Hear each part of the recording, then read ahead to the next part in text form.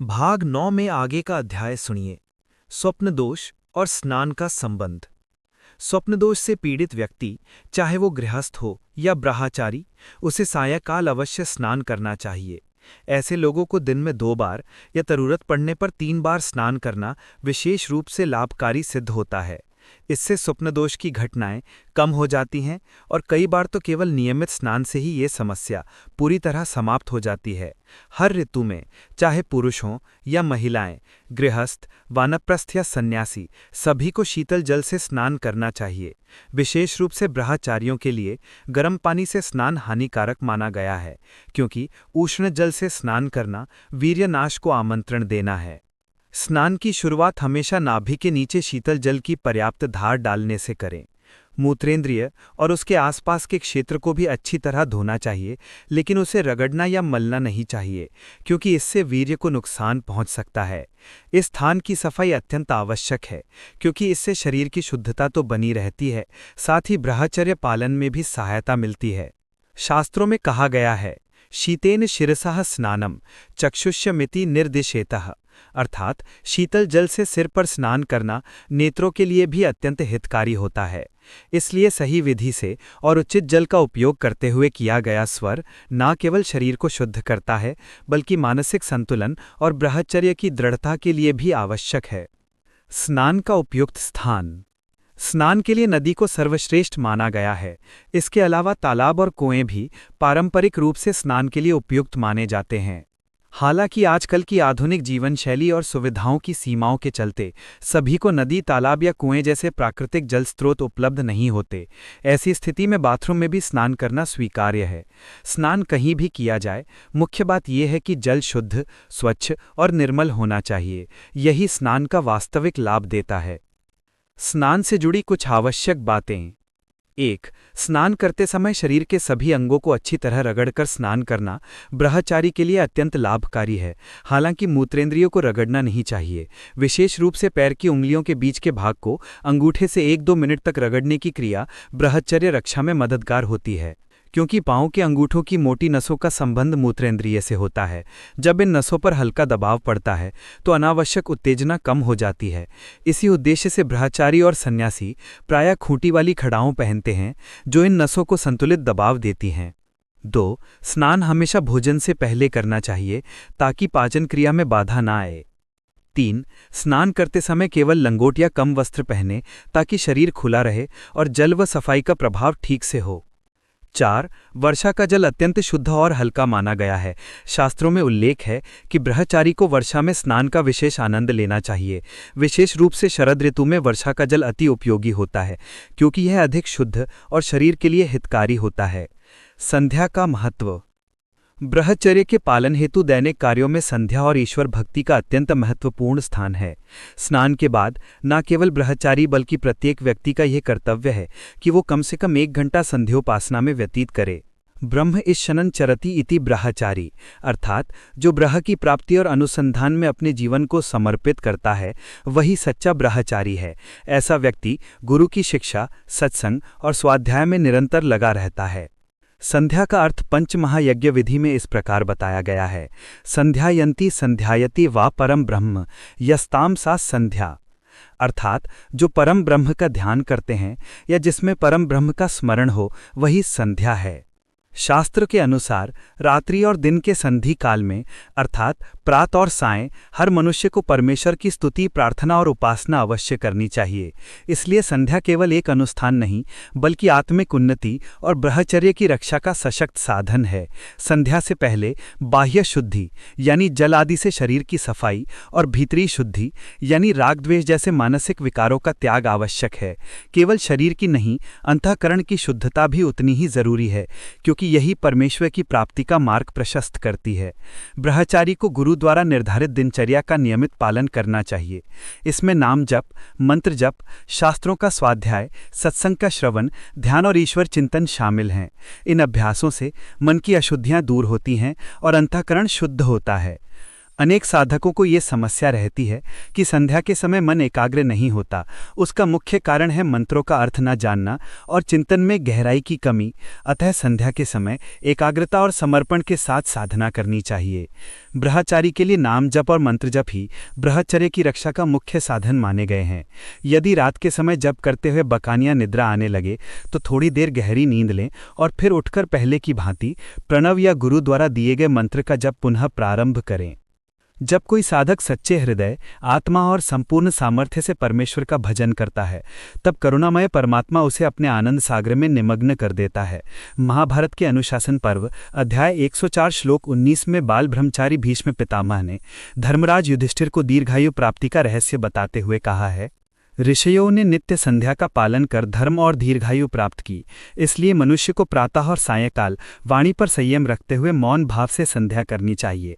इस श्लोक के अनुसार जो साधक एवं ब्रह्मचारी विधि पूर्वक नियमित रूप से संध्योपासना करते हैं, वे न केवल अपने जीवन को पवित्र बनाते हैं बल्कि दीर्घायु और आत्मिक शांति भी प्राप्त करते हैं। नित्य नियम से संध्या, नाम जप और मंत्र जप करने से अंतःकरण शुद्ध होता है और ब्रह्मचर्य पालन में बल मिलता है। ये साधना ही मन की स्थिरता, संयम और आत्मिक प्रगति का सशक्त माध्यम है। 4. प्राणायाम। वीर्य की रक्षा के लिए प्राणायाम को सर्वोत्तम और प्रमुख साधनों में से एक माना गया है, क्योंकि मन, प्राण और वीर्य इन तीनों के बीच अत्यंत गहरा संबंध होता है। प्राण जिस दिशा में चलता है, मन और वीर्य भी उसी ओर प्रवृत्त होते हैं। इसलिए जब प्राणायाम के माध्यम से प्राणों पर नियंत्रण किया जाता है तो मन पर भी अधिकार स्थापित होता है और परिणाम स्वरूप कुविचारों पर संयम संभव हो जाता है। प्राणायाम के अभ्यास से वीर्य की ऊर्जा ऊर्ध्वगामी हो जाती है, यानी शुक्रकोश में स्थित वीर्य ऊपर की ओर खिंचने लगता है। इससे न केवल शारीरिक बल में वृद्धि होती है बल्कि इंद्रियों के दोष भी समाप्त हो जाते हैं। प्राणायाम का एक और महत्वपूर्ण लाभ यह है कि यह बुद्धि में जमे तमोगुणी मल को दूर करके सत्व गुण की वृद्धि करता है, जिससे मन, बुद्धि और आत्मा तीनों में स्थिरता, शक्ति और पवित्रता आती है। मन बहुत बलशाली लेकिन अत्यंत चंचल तत्व है। इसे वश में करना उतना ही कठिन है जितना वायु को नियंत्रण में रखना, किंतु जब मन नियंत्रित हो जाए तो साधक अपने अंतिम लक्ष्य तक आसानी से पहुंच सकता है। प्राणायाम की विशेष विधियां वीर्य को ऊर्ध्वगामी बनाने में सहायक होती हैं। इनसे श्वास प्रणाली पर नियंत्रण स्थापित होता है, जिसमें फेफड़े प्रमुख भूमिका निभाते हैं। इस तरह प्राणायाम केवल श्वास का अभ्यास न होकर शरीर, मन और वीर्य तीनों के संतुलन और शुद्धिकरण का श्रेष्ठ साधन है। ब्रह्मचारी को केवल लंगोट बांधकर ही आसन में बैठना चाहिए।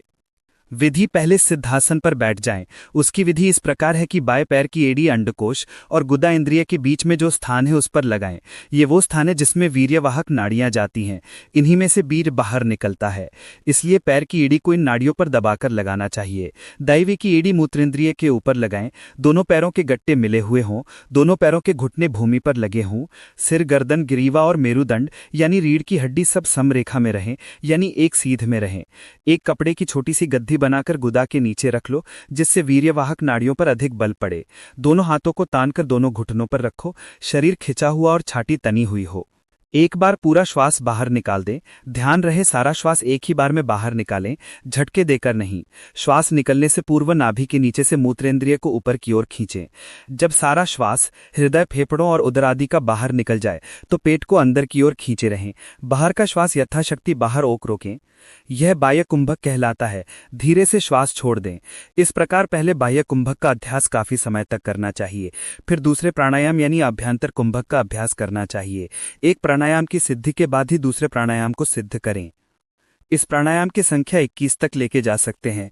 इस प्राणायाम को करते हुए जबरदस्ती ना करें। शुरू में कठिनाई व कष्ट प्रतीत हो सकता है, किंतु अभ्यास से ठीक हो जाएगा। निरंतर अभ्यास से मूलधार को खींचने से मूत्रेंद्रिय तथा गुदा खींची रहेगी और वीर्य भी उर्वरता होना शुरू हो जाएगा। यदि केवल मात्र इस सिद्धासन का ही अभ्यास किया जाए तो वह भी वीर्य रक्षा तथा स्वप्न दोष को दूर करने में अत्यंत हितकर है। 5. सत्संग और स्वाध्याय। सत्संगत्वे निःसंगत्वं, निःसंगत्वे निर्मोहतत्वं, निर्मोहतत्वे निश्चलत्वं, निश्चलत्वं जीवन मुक्तः। ध श्रीमद् शंकराचार्य।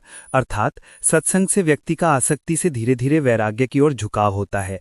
वैराग्य से मोह का नाश होता है और जब मोह समाप्त हो जाता है तो चित्त स्थिर होता है। स्थिर चित्त से आत्मज्ञान प्राप्त होता है और वही आत्मज्ञान मनुष्य को जीवन मुक्ति की ओर ले जाता है। आत्मोन्नति के लिए संसार में अनेक साधन हैं, परंतु उन सभी में सत्संग सर्वोत्तम उपाय माना गया है। सत्संग एक अत्यंत सारगर्भित शब्द है। सत का अर्थ है परम सत्य अर्थात ब्रह्म, और संग का अर्थ है संगति या मेल। एक अन्य अर्थ में सत्संग का तात्पर्य है सत्पुरुषों की संगति।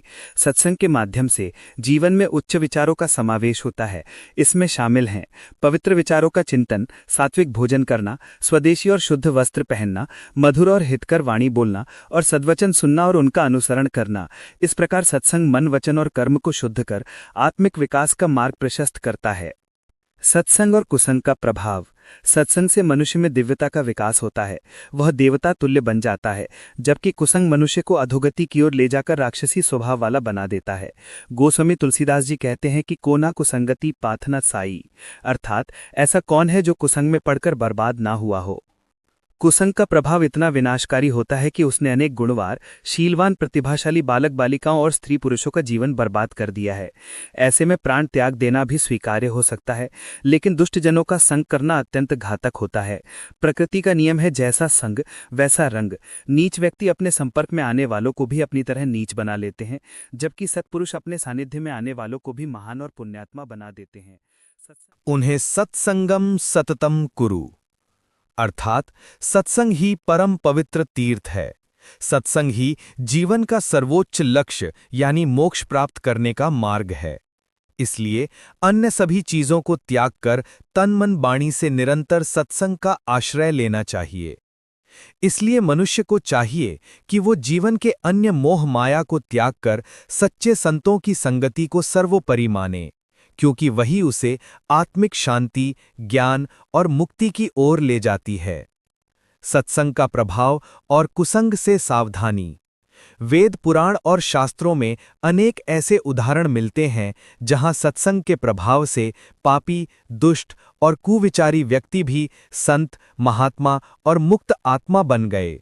जैसे पारस के स्पर्श से लोहा भी सोना बन जाता है, वैसे ही मनुष्य भी सच्चे संतों की संगति पाकर सज्जन और महान बन जाता है। सत्संग से मन का अज्ञान और अविवेक समाप्त होता है और उसमें विवेक, ज्ञान और समझदारी का उदय होता है। इससे शारीरिक, मानसिक और आध्यात्मिक उन्नति की दिशा मिलती है। व्यक्ति सांसारिक मोह माया से ऊपर उठकर जीवन मुक्तता की ओर अग्रसर होता है। साथ ही उसमें भगवत भक्ति, सेवा भावना और कर्तव्य निष्ठा दृढ़ होती है। भोग विलास की क्षण भंगुरता को समझकर उसके भीतर वैराग्य जागृत होता है। इसके विपरीत यदि कोई व्यक्ति कुसंग में पड़ जाता है तो सदाचरण और संयम बनाए रखना लगभग असंभव हो जाता है। चाहे कोई कितना भी दृढ़ चित्त क्यों न हो, उसे यह भ्रम नहीं पालना चाहिए कि वह बुरे संग में रहकर भी अपने धर्म और नैतिकता की रक्षा कर सकेगा। इसलिए जो व्यक्ति ब्रह्मचर्य का पालन करना चाहता है और अपने जीवन में संयम बनाए रखना चाहता है, उसे चाहिए कि वो हर स्थिति में कुसंग से दूर रहे और सत्संग को अपने जीवन का अंग बनाए। स्वाध्याय मन में सात्विक विचार और सच्चिंतन के लिए शास्त्रों का एवं सद्ग्रंथों का स्वाध्याय अत्यंत आवश्यक है। श्रीमद् भागवत, श्री रामचरितमानस, श्रीमद् भगवद गीता, अन्य पुराण एवं संत भक्तों की वाणी तथा भक्तों के चरित्र अवश्य पढ़ने चाहिए। जहाँ सन्मित्र व संत महात्मा की संगति दुर्लभ हो, वहाँ सद्ग्रंथ का स्वाध्याय ही अंतःकरण को शुद्ध करने के लिए उत्तम उपाय है। शास्त्रों द्वारा संसार के एक से एक संत महात्मा की संगति रात दिन कर सकते हैं। शास्त्र एवं सद्ग्रंथ इस लोक की चिंतामणि हैं।